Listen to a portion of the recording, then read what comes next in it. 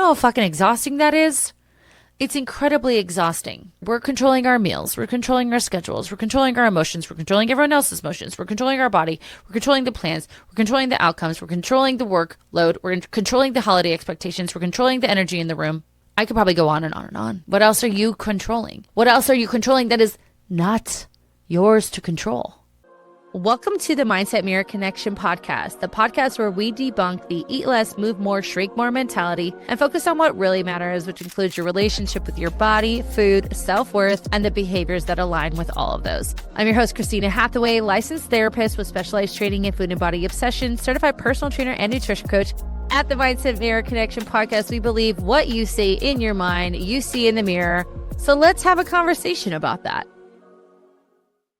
Before we get into today's episode, I want to make sure you subscribe to this YouTube channel. Also, if you don't want to miss any content that's being dropped, make sure you hit that notification bell as well. I also want to know who are the people you want to hear from on this show and what topics would you like me to continue to cover. Thank you so much for your continued support. Now, let's get into the episode. What's up, guys? Welcome to the 7 days of holidays, day 7, of course. And today we're talking about unwrapping control. But first off, good for you for taking this time out for yourself to learn something about your physical and mental health today. You should feel really good about that because it's telling you that there's more to you than just your body. And that's important. And we're going to talk a lot about that today. And in this episode, we're talking about control. But I want to explain something because you're going to be like, well, Christina, you tell us we should have control over certain things. We're going to talk about counterfeit control. This false sense of control that you think you have. And counterfeit control, as compared to more compassionate control, looks very different, but there's a very simple way to decide if is this counterfeit or is this compassionate? Counterfeit control is always going to be at the expense of yourself. It's going to be at the expense of your wants, your needs, your emotions, your behaviors, your, self. So I want to just say that for all of y'all out there, especially during the holiday season, especially right now, like as you're listening to this right now, shit's hitting the fan. And when we feel our nervous system is stressed, it can trigger for a lot of us who you'll learn the people who tend to have counterfeit control. It'll trigger for us that sense of unsafety or not feeling safe, excuse me. And when that's triggered, control comes in as protective mechanism, right? And when we think about it, it really is an illusion for us. It's something that we think comforts us, but we don't realize that it costs us. And again, counterfeit control costs you.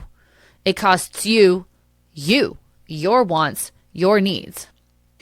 And what I mean by that is control at that point is no longer safety.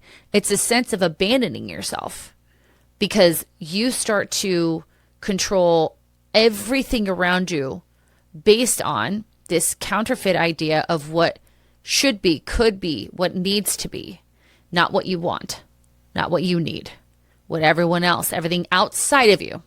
External locus of control versus internal locus of control.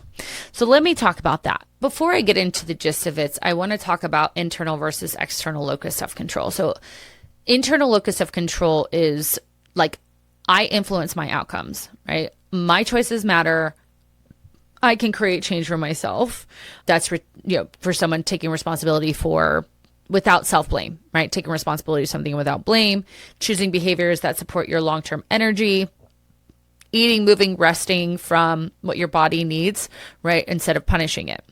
Whereas external locus of control is a false sense of control that comes from my outcomes are determined by the things outside of me, circumstances, other people, my past, my body, the scale, so on and so forth.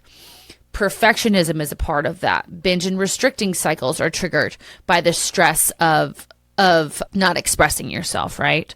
Overworking or overtraining because you have no other option, right? Or you need to look a certain way, or, people are going to be mad at you if you say no.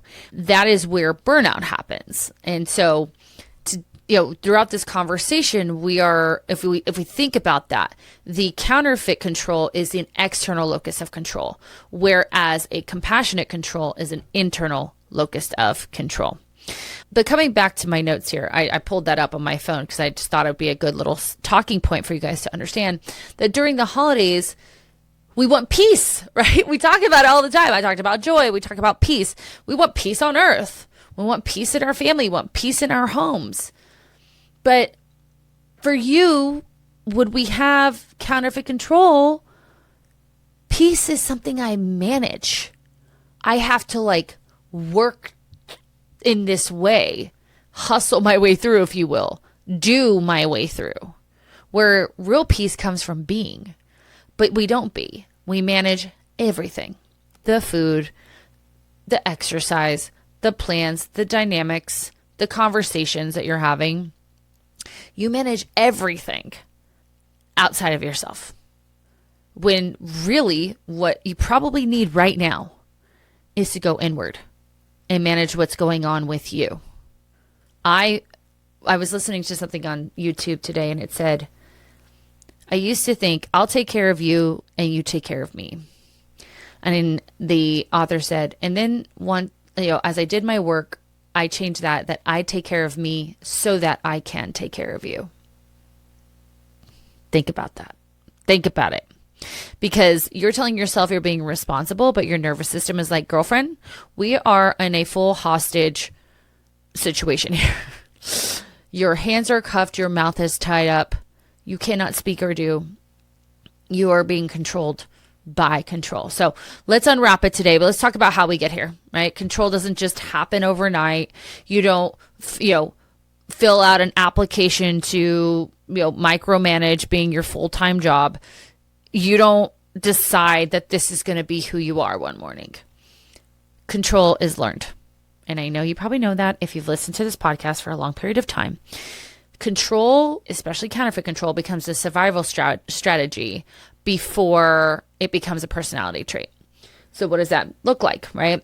In these situations, you don't choose control. Control chooses you. Our brains, our bodies, our minds are incredibly powerful.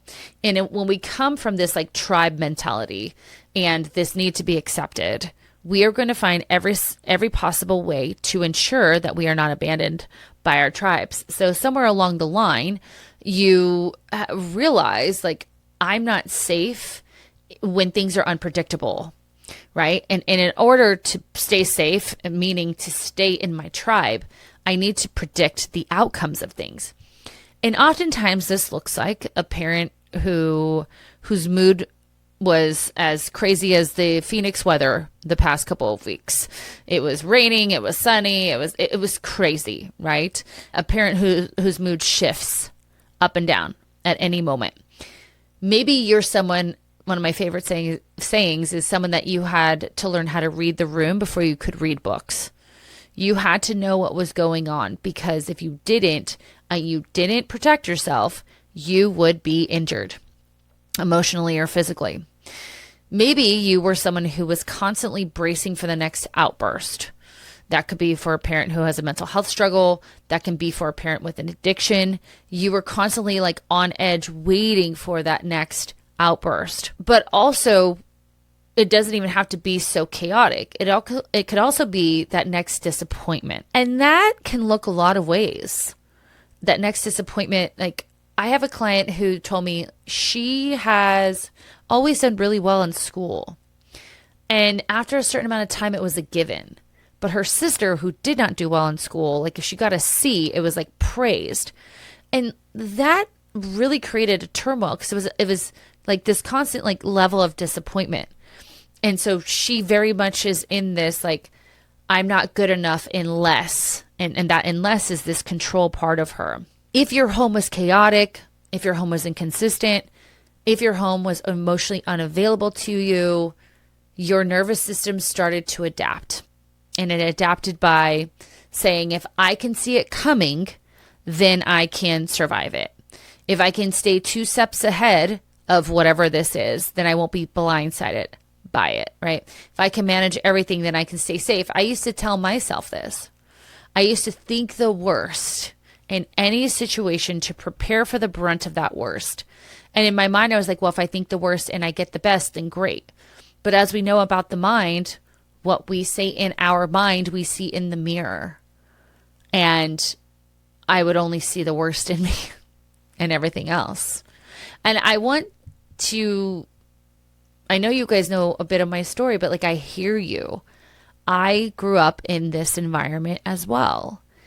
It was the fear of the outburst, the fear of the abuse, the fear of the screaming, the fear of like upsetting.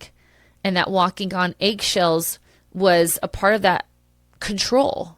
Like, if I can just tiptoe around, not wake up the lion or whatever the saying is, if I could be super exciting or performing or have something that I was not proud of, like achievement predicted that things would be good until it stopped, until achievement became a sense of jealousy. So I had to figure that out, right? So I want you to know, like, I totally understand how predictability becomes like a weighted blanket, right? It's like your little security blanket that you have. And it feels like, okay, well, I have this armor, right? I can control everything going around me, and I'm going to stay safe, or I'm going to stay loved, I'm going to stay connected. And it works for a little bit of time, right? Until it doesn't anymore. And the problem with us who grew up in this way is like, we never learned how to turn this off in adulthood, right? We're using the same strategy of this, counterfeit control, in our adult relationships, in our work, with our food, in the holiday season, in our body, everywhere. We never learn to turn it off. And your system, it doesn't know you're safe now. It's trying to survive, but it's trying to survive in all of these areas of your life. You know how fucking exhausting that is? It's incredibly exhausting. Hear me out. Hear my list here. We're controlling our meals. We're controlling our schedules. We're controlling our emotions. We're controlling everyone else's emotions. We're controlling our body. We're controlling the plans. We're controlling the outcomes. We're controlling the workload. We're controlling the holiday expectations. We're controlling the energy in the room. I could probably go on and on and on. What else are you controlling? What else are you controlling that is not yours to control? I get it. And as a society, we do this thing where we're like, I'm just type A, right? Or I'm just really disciplined, or I'm just, I'm kind of a control freak. Does it feel so light? Does it feel so happy when you're in this place? I doubt it, right? Because your younger self had to be hyper aware. We know that, right? That sucks for that younger self. But again, you never learned how to turn that off. So we're gonna figure that out today. We're gonna figure it out today. And once you understand it, you can soften it up and create a more compassionate sense of control. Okay. So control obviously feels super comforting for a lot of people. It feels amazing to them at first. There's this hit of relief. Okay, I've got this. Like, I'm good. Everything's handled, right? But underneath that is anxiety dressed up as responsibility. Anxiety is repressed emotion, mainly anger, right? So again, we're going back to self-abandonment. As I try to control all of these things, my anxiety is heightened because I have this repressed anger because I'm not listening to myself. And it's instead of having this internal locus of control around, okay, this is how I feel. I'm going to say how I feel this way. I can create an outcome where I can set a boundary and be safe. Instead, I repress that anger and then I try to control that other person's emotions. And as I do that over and over again, I get more anxious and anxious and anxious, right? And we're still bracing, right? We're still bracing and we're still trying to figure out, okay, what is it that I can do? Can I plan? How can I plan? How can I fix? How can I hold it together? How can I get some applause or praise? How do I keep people telling me I'm reliable, I'm strong, I'm organized? Like, I'm the one who keeps it all together. How do I keep that going, right? But if you're controlling everything, you're connected to nothing because you're out here in la la land and have zero sense of yourself. Zero sense of yourself. You're not present. You're not present in your body, right? You're not tuned in to the things that matter. You're a woman who makes it all happen. The deadlines, the deals, the demands. You're disciplined, capable, and results driven. But lately, it's taking a lot more effort to feel like yourself. You're still achieving. You're not thriving. And deep down, you know, success shouldn't cost your energy, your focus, or your peace. You don't need another plan. You need a strategy that matches your ambition. You've built a life around achievement, but no one ever taught you how to sustain it. Most high-performing women are operating with fractured systems. Great work ethic, but poor recovery. A strong body, but an overwhelmed mind. A plan for success, but not for longevity. You don't need more hustle. You need alignment. Your nervous system, nutrition, and training working with you, not against you. Hi, I'm Christina Hathaway, founder and CEO of The Mindset of Matter, a company built to help ambitious women master high performance from the inside out. I have a master's degree in marriage and family therapy with specialized training in food and body obsession, certified personal trainer and nutrition coach who spent over 15 years helping women reprogram their relationship with achievement, food, and their body that they lead from. I integrate clinical psychology, behavioral science, and performance physiology to create what most programs miss, a complete strategy for mental clarity, physical resilience, and sustainable success. This isn't just life coaching. This is human performance training for elite women, where therapy meets science and strategy meets embodiment. This Black Friday, I'm opening a limited time opportunity to work with me directly, offering $775 off our 6 months one-to-one mentorship. This is a personalized, high-touch transformation program where therapy meets training and nutrition. We'll rebuild your energy, your metabolism, and your mindset so you can lead with clarity, confidence, and strength at last. Or also $775 off our 6-month group mentorship with Coach Liv, with my direct oversight and involvement in monthly calls. Same science-backed framework delivered in a community for women who want accountability, precision, and power alongside other overachievers. There are no strict meal plans. There's no hustle culture. There is no one-size-fits-all routines.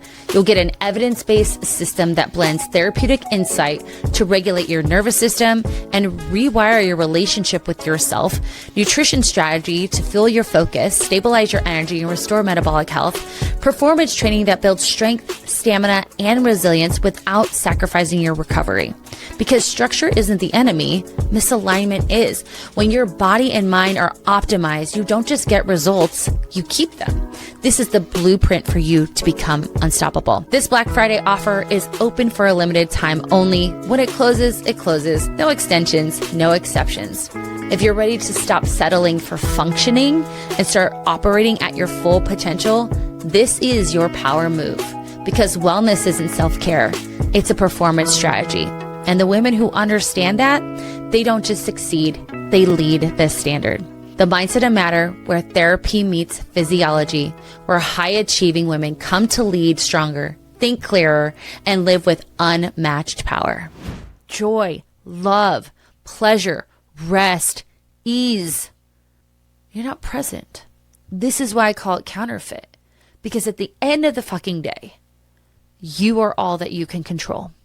Your thoughts, your feelings, your wants, your needs, your outcomes, your behaviors.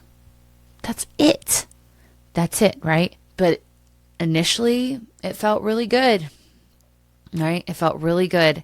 And like I said, we do get praise on the end of it sometimes. I am a control. Have you guys ever seen my Halloween costumes? You do not want to see who she becomes when she's putting those together, because I have this like worth, like people know that I do these elaborate Halloween costumes, and that external locus of control says I need to please everyone else and it needs to be perfect, right? And I'm a batshit crazy person. However, I do enjoy it. I really enjoy doing it. It's really fun for me, but it's like that last hour. And I'm like, fuck, like I am like a crazy person. The same is true for me when I'm planning a party. I when I plan parties, I have this huge island in my house, and like everything is perfect. It's got a whole like landscape happening, tablescape, if you will.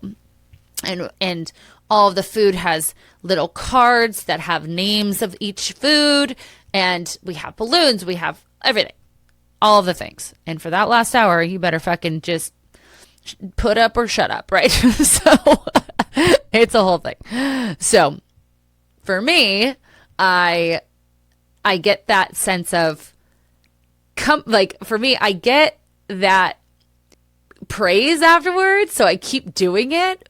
But like if that stopped, then I'd have to figure out a new way, right?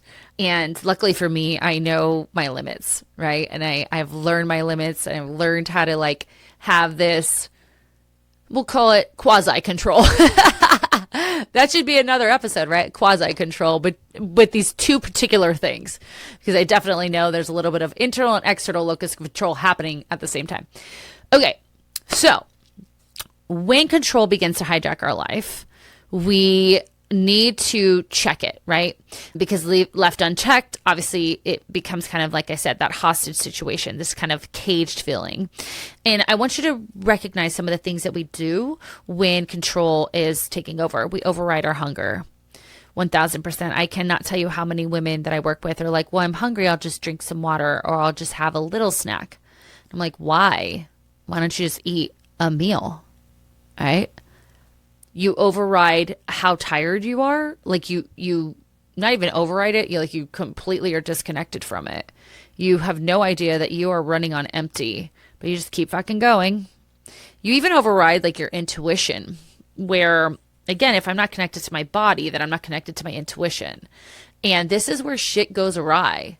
This is where we start, making mistakes, or even I think about, putting money into something that was not thoroughly thought through, or hiring someone who, again, wasn't vetted, right? We disconnect from our intuition or override it. And of course, we override what we actually want in those situations. We are too connected in managing everyone else that we don't even get a say, right? We don't even get a say. So I want you to look at like what has gone unchecked for you. Or do we have unchecked physical symptoms? Do we have unchecked energy levels? Do we have unchecked emotions? Do we have unchecked intuition? Do we have unchecked wants and needs? If we do, then control, that counterfeit control is taking over. If we're bracing for the bad things to continue to happen, even when nothing bad is happening, counterfeit control is taking over. When we're silencing our needs because we don't want to, ruffle feathers or mess things up, counterfeit control is taking over. This is not true, compassionate, competent, confident control. Again, we abandon. So where do you struggle with that? Where do you struggle with being connected to yourself while also having a sense of control? Where do you lose yourself? And for a lot of women listening, you lose yourself when it comes to taking care of yourself. You're doing everything else right now for everyone else. When's the last time you went to the gym or did a walk? When's the last time you sat down and like just had a fucking meal? When y'all are doing this, you eat like little birds. You like have these little like pretend meals. It's true. You know what I'm talking about. You're like, oh, I'll just have you like won't feed yourself when that is a need because you're too fucking busy doing stuff for everyone else right now. Right? You know what I'm talking about. They're like, I like that word, like pretend meals, because you have like a string cheese. They're like snacks. And you say, I'm snacking all day. No, you're choosing not to eat a fucking meal because you're too busy. Like, my snacking is increased. Well, have you eaten a meal? I'm repeating myself a lot. All right, so let's replace control, again, with that compassion, with that clarity, connection, and choice. When we talk about IFS, which is internal family systems theory, which is the theory that I very much relate to, the self, the true self, comes from 8 C's. A lot of them you're hearing today. And so we're going to talk about clarity. We're going to talk about connection and choice. So I will never be the person to tell you like, well, just stop controlling anything. Don't do that. Like Christina told me to. I'm not going to do that. That's not how your brain works, right? Again, I'm working from me. I'm working from myself out, right?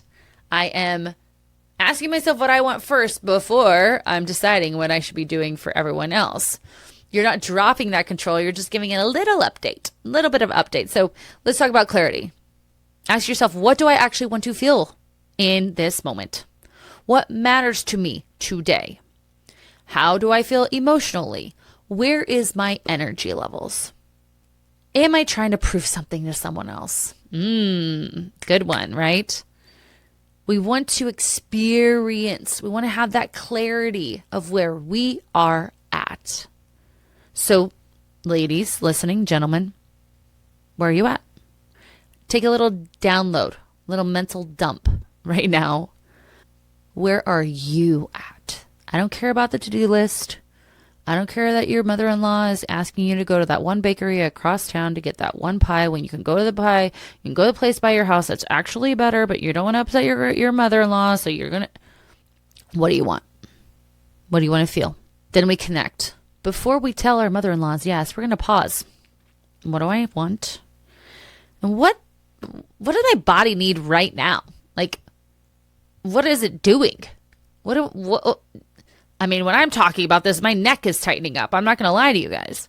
Tight shoulders is a good one. Shallow breath. Is my heart starting to race? Am I getting a sense of dread? That's a good one. Is my stomach dropped because someone's asked me another thing, or it doesn't even have to be someone asking you. It could be you making up in your head another thing that you have to do in an effort to not piss someone else off or in an effort to make someone else happy, right? Pay attention to your body. Your body keeps the score. It will tell you, hey, no. Yellow light, slow down, proceed with caution, or red light, we are done. No more. Okay, so that's your connection, connecting back to your body. And then choice. I want you to think of control being this reactive thing where choice is a responsive thing. Control is, I'll do that, I got it, right? Whereas choice is, I would love to help you with that, but right now I'm not able to. Would you be available? And then enter time where you actually have time set up or time to help, or you don't. I told you guys this boundary before. I will say it till I'm blue in the face.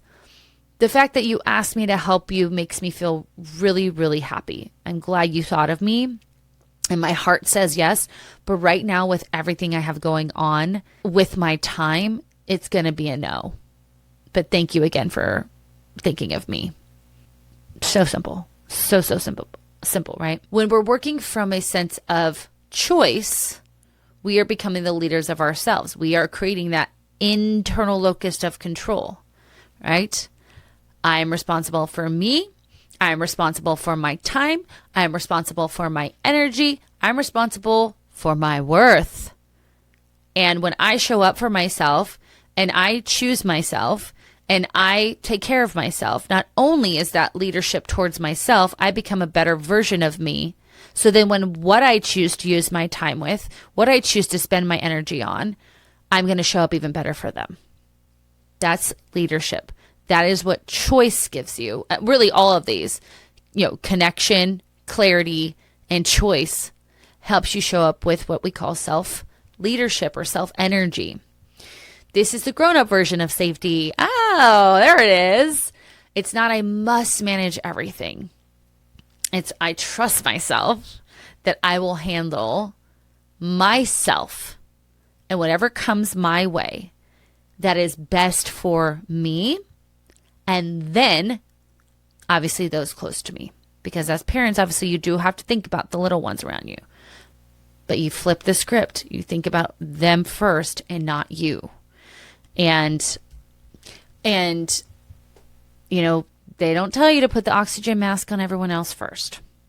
They tell you to put it on yourself. And a part of your oxygen is actually coming up for air, staying up there because it's nice up there, because you want to be up there. You don't want to be drowning in this need to control everything. And so let's do some letting go. Okay. So I want you to get comfy if you can. If you're listening to this in the car, don't get comfortable. And we're going to do a little experiential activity. I'm going to read my notes, so forgive me if you're on YouTube. I want you to take a few deep breaths with me in through your nose. 6-second exhale.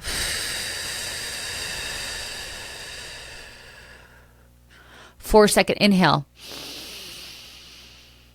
6-second exhale.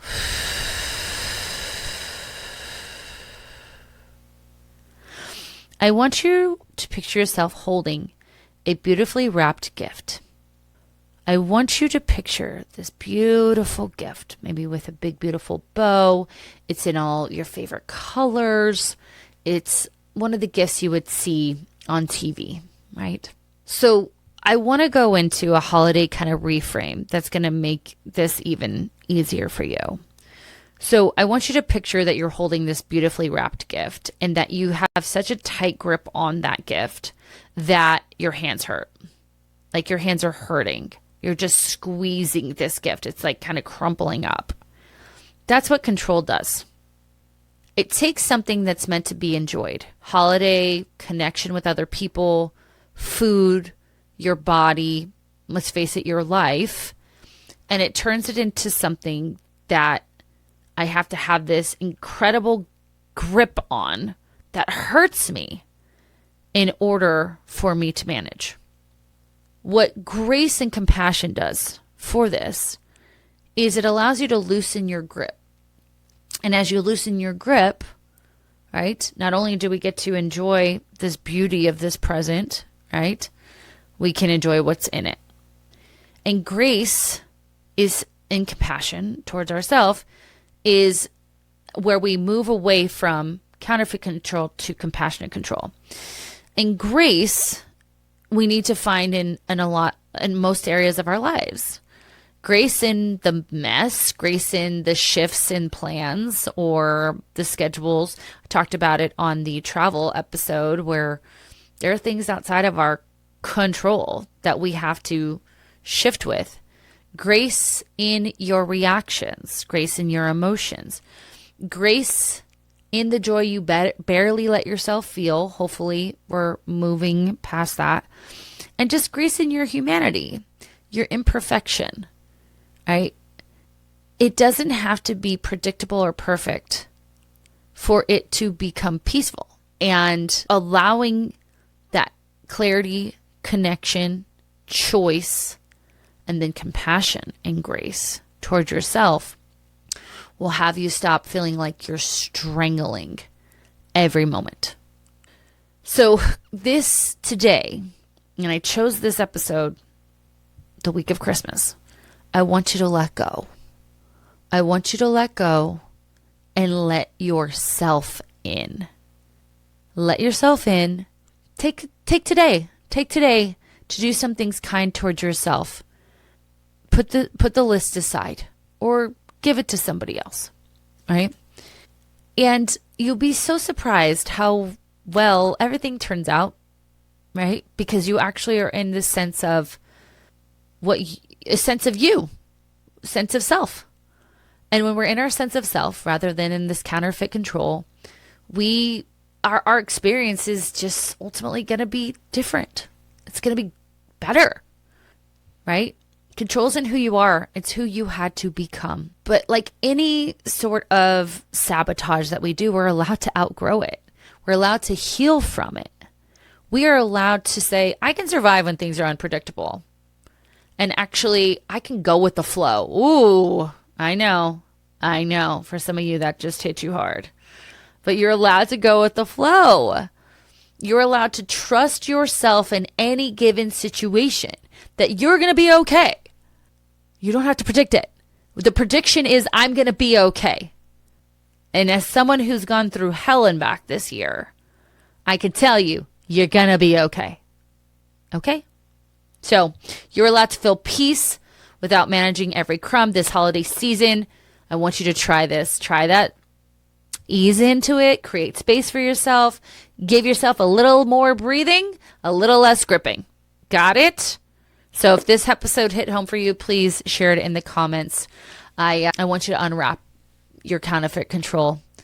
Figure out what you actually can control right now, which is you. You are what you can control forever. Because you and I both know you can make everything perfect and there's going to be that one person who fucking hates it. So why? Just show up as yourself. Because at the end of the day, when you're on your deathbed, people are going to remember you and you showing up as you. But if you're constantly controlling, then they have a false sense of who you are. So just saying that. All right. I love you guys. I hope that this is helpful for you. Like I said, a lot of this past, and we're going to have the 8th day on actual Christmas. Actually, no, I think this week, you guys, I'm actually going to post on Christmas Eve because I think that I want that message to get to you. Our 8th day of Christmas is the season of self. So just an extension of what we're talking about. And so we will post on Wednesday of this week. So just keep that in mind. I really hope that this series has been helpful for you. And I know it's been, some fun stuff like talking about fitness gear and things like that. But I wanted to throw in not as heavy episodes, but it's really just about this is your life. You get to decide. And I'm going to talk a lot more about that in our next episode. So I'm going to leave you with a few things. If you haven't already, I would love for you to subscribe to our YouTube channel or follow us wherever you're listening to this podcast. If you haven't already, the more reviews that I have, the better. I want to explain that I'm trying to get some really amazing guests on here, but a lot of them ask me what my metrics are, like how many people are downloading, how many people are following, how many people are listening. And our metrics are low. So these people are like, well, let me know when you have 10,000 downloads. We're not close to that right now. And the reviews help to push us out, and the comments. They help the algorithm push us out to other people. Even if you're just listening to it in the background, it helps. So I just want to say that so you know that we get bigger as you guys engage. So I would really appreciate that. Other than that, if you don't hear from me because you haven't listened to the other episode, very, very Merry Christmas, Happy Hanukkah, Happy Kwanzaa, whatever it is you celebrate. For those who don't celebrate, Happy Winter. I want to be open to everyone. And I'm going to leave you the same way I do every single day and remind you that what you say in your mind, you see in the mirror. Bye-bye.